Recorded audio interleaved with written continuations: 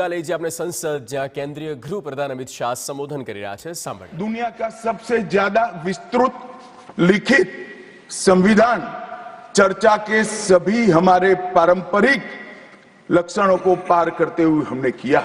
इस संविधान सभा में 299 सदस्य रहे, 22 धर्म जाति समुदाय के सदस्य रहे, हर प्रिंसली स्टेट का प्रतिनिधित्व रहा, हर राज्य का प्रतिनिधित्व रहा।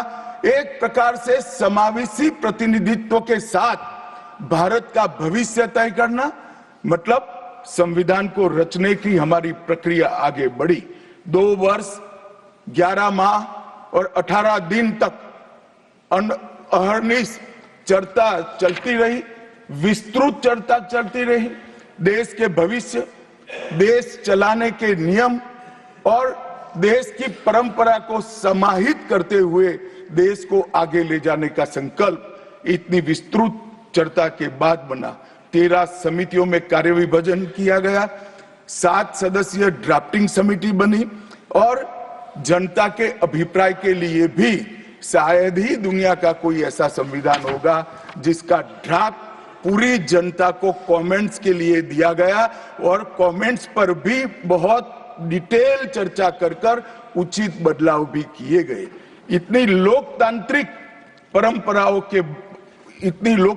परंपरा से और प्रक्रिया से बना हुआ हमारा संविधान 295 अनुच्छेद, 22 भाग और 12 अनुसूचियों में बटा है और ये सभी संविधान के अनुच्छेद, भाग और अनुसूचियां हैं वो विश्व में कोई भी संविधान से ज्यादा उदात्त और उत्तुंग मानव मूल्यों का सृजन करने वाले रहे हैं मान्यवर। इसलिए हम सबको इस पर गर्व है और हम सब ये संविधान को हमेशा मस्तक झुकाकर प्रणाम करते हैं।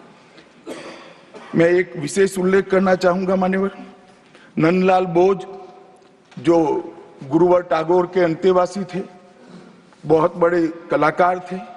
इन्होंने 4 वर्ष का समय लेकर संविधान को सजाने का काम किया और उन्होंने जो संविधान लिखा गया था इसके अनुरूप घटनाओं को संविधान के अंदर उकेरने का भी काम किया।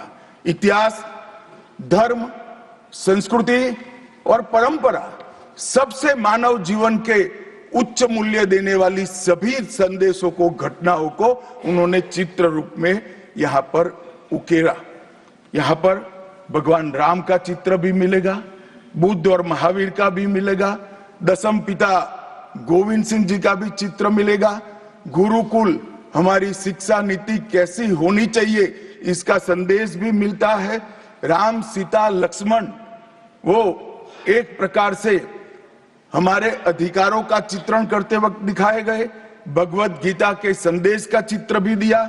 शिवाजी और लक्ष्मीबाई को भी यहाँ पर स्थान देकर देशभक्ति के उत्तुंग पाठ हमें पढ़ाए।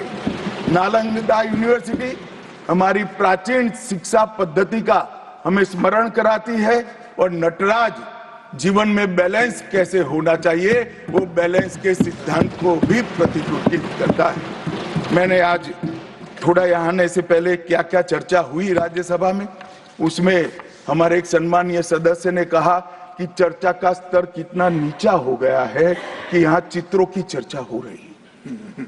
मान्यवर, अगर संदेश लेना नहीं आता तो संविधान का भी कोई उपयोग नहीं। ये सारे जो चित्र लगाए हैं वो हमारे हजारों साल से चलने वाले हमारे राष्ट्र के जीवन को उद्घोषित करने वाले।